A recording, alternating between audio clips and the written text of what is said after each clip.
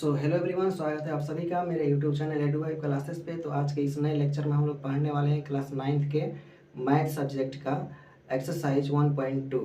ठीक है, इसके पहले वाले वीडियो में हमने 1.1 को कवर कर लिया है। अब 1.2 को हम लोग देखते हैं। चलिए, इसका सबसे पहला क्वेश्चन हम देखते हैं। कह रहे कि नीचे दिए गए कथन सत्य हैं या असत्य हैं, कारण के साथ अपने उत्तर दीजिए। पहला क्वेश्चन कह रहा है कि प्रत्येक अपरिमेय संख्या एक वास्तविक संख्या होती है। तो सबसे पहले इसको समझते हैं हम लोग कि वास्तविक संख्या क्या होती है। वास्तविक संख्या क्या होती है? वास्तविक संख्या क्या होती है? परिमेय संख्या और प्लस क्या होती है? अपरिमेय संख्या के संग्रह को क्या कहा जाता है? वास्तविक संख्या कहा जाता है। तो लिखा है प्रत्येक अपरिमेय संख्या एक वास्तविक संख्या होती है। तो डिफिनीशन से ये वास्तविक संख्या में कि अपरिमेय संख्या को भी क्या कहा जाता है? वास्तविक संख्या कहा जाता है। इसका मतलब ये वाला जो लाइन दे रखा है वो क्या है? बिल्कुल सत्य है। ठीक है, इस डिफिनीशन से हम क्या कर सकते हैं? क्लियर कर सकते हैं इसको। आगे कह रहे हैं 2 नंबर, संख्या रेखा का प्रत्येक बिंदु रूट एम के लिए रूट एम के रूप का होता है, जहाँ एम एक प्रकृत संख्या होता है। देखिए, संख्या रेखा पे क्या होता है कि जो संख्याएं होती हैं वो क्या होती है कि 1 2 3 होती है, माइनस वाला भी होता है संख्या। ठीक है, तो सभी संख्याएं जो होती है रूट एम के फॉर्म में नहीं हो सकती। जैसे कि रूट और 2 रूट 3 इस तरह की जो संख्याएं होती हैं, तो सभी संख्याएं इस तरह से नहीं हो सकती। अगर मान लीजिए हम लोग यहाँ पे नेगेटिव संख्या ले लेंगे तो वो क्या पूर्ण पॉजिटिव वाला स्क्वायर रूट तो नहीं हो पाएगा, पॉजिटिव वाला स्क्वायर रूट नहीं हो पाएगा। ठीक है, तो इसलिए ये भी क्या हो जाएगा यहाँ पे, ये भी ये वाला हो जाएगा असत्य। ठीक है, ये वाला हो जाएगा असत्य। प्रत्येक वास्तविक संख्या एक अपरिमेय संख्या होती है। तो प्रत्येक वास्तविक संख्या, तो सबसे पहले वास्तविक संख्या क्या होती है? वास्तविक परिमेय संख्या प्लस अपरिमेय संख्या, परिमेय संख्या प्लस अपरिमेय संख्या वास्तविक संख्या होती है। तो इसका मतलब क्या है कि यहाँ पे देखिए पूछ रहा है कि अपरिमेय संख्या होती है? नहीं, यहाँ पे क्या होगा? अपरिमेय संख्या नहीं होती है, क्योंकि इसका डिफिनीशन क्या होता है कि वास्तविक संख्या का डिफिनीशन होता है कि परिमेय संख्या भी होती है और अपरिमेय संख्या, ये सभी मिलके क्या बनाती है? वास्तविक संख्या। ये बोला है कि सिर्फ अपरिमेय संख्या होती है, तो इसका जवाब होगा नहीं, यानी कि ये क्या है? ये है असत्य, यानी कि ये वाला क्या है? गलत है।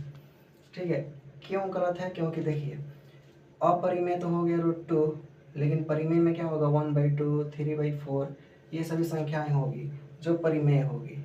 तो इसका कहना है कि प्रत्येक वास्तविक संख्या एक अपरिमेय संख्या होती है। तो यहाँ पे ये क्या हो जाएगा? असत्य हो जाएगा। ठीक है, आइए अगला देखते हैं, क्या सभी धनात्मक पूर्णांकों के वर्गमूल अपरिमेय होते हैं? यदि नहीं तो एक ऐसी संख्या के वर्गमूल का उदाहरण दीजिए जो एक परिमेय संख्या है। क्या सभी धनात्मक पूर्णांकों के वर्गमूल अपरिमेय होती है? जैसे कि देखिए और √1 √2 √3 √4, यहाँ पे एक एग्जाम्पल अभी देखा है हम लोग। यहाँ पे देखिए, यहाँ पे कह रहा है कि अब यहाँ पे √3 है, तो ये क्या है? धनात्मक पूर्णांक है।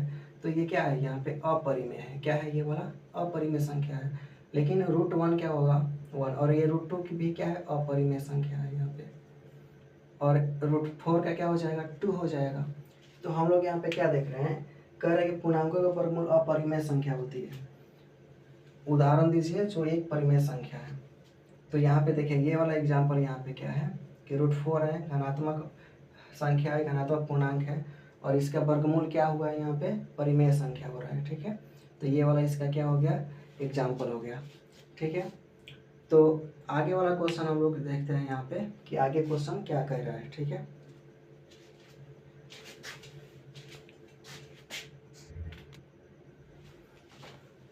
हम लोगों का अगला क्वेश्चन क्या है कि संख्या रेखा पे √5 को क्या करना है? दिखाना है। तो देखिए संख्या रेखा पे √5 को कैसे दिखाएंगे हम लोग? इसके लिए यहाँ पे एक लाइन बनाएंगे। ठीक है, एक रेखा बनाएंगे यहाँ पे, और यहाँ पे हम लोग इसको क्या मान लेते हैं? इस पॉइंट को यहाँ पे O मान लेते हैं, और यहाँ से यहाँ तक, ठीक है, यहाँ से यहाँ तक की हम लोग जो इसकी दूरी है इसको क्या मान लेते हैं? 2 यूनिट की दूरी हम लोग क्या मान लेते हैं? इसको मान लेते हैं कि ये वाला क्या हो गया? A हो गया। यहाँ से O से लेके A तक ये 2 यूनिट की दूरी हो गई। ठीक है, अब यहाँ से क्या करेंगे हम लोग कि इस पे हम लोग 1 यूनिट का एक लंब खींचेंगे। इस तरह से 1 यूनिट का क्या करेंगे? यहाँ पे लंब डालेंगे। मान लीजिए क्या हो गया? लंब B हो गया। उसके बाद से क्या करना है कि इसको क्या करना है, इसको यहाँ से ऐसे मिला देना है, इसको क्या करना है यहाँ पे ऐसे इसको मिला देना है। ठीक है, इसको मिलाने के बाद पाइथागोरस थ्योरम का यूज करेंगे हम लोग। पाइथागोरस, तो यहाँ से यहाँ तक की दूरी इसकी कितनी है, यहाँ पे 2 है। तो पाइथागोरस थ्योरम का जब यूज करेंगे हम लोग तो ओ भी निकालेंगे, तो ये क्या हो जाएगा, अंडर रूट ओ ए का स्क्वायर प्लस ये 1 यूनिट का लिया है ना यहाँ पे ए बी, तो ये ए बी का स्क्वायर, यानी कि ये कितना होगा 2 का स्क्वायर प्लस 1 का स्क्वायर, यानी कि √5 हो जाएगा। अब ये कितना हो गया, √5 हो गया। तो देखिए अब क्या करेंगे, जो प्रकार होता है ना उसमें पेंसिल से इसका और इसका क्या कर लेंगे, एक त्रिज्या ले लेंगे। इसका त्रिज्या लेने के बाद अब यहाँ से क्या करेंगे, ऐसे इसको नीचे की तरफ इसको डाला जाएगा। ठीक है, नीचे की तरफ इसको ऐसा हम लोग क्या करेंगे, इसको नीचे की तरफ यहाँ पे डालेंगे। तो ये जहाँ पे जिस बिंदु पे मान लीजिए ये पी पे आके मिल रहा है, तो यही क्या करेगा, यहाँ पे √5 को यहाँ पे दिखाएगा। यही क्या करेगा, यहाँ पे √5 को दिखाएगा कि ये पी पॉइंट क्या दिखा रहा है, √5 को डिनोटेड दिखा रहा है। ठीक है।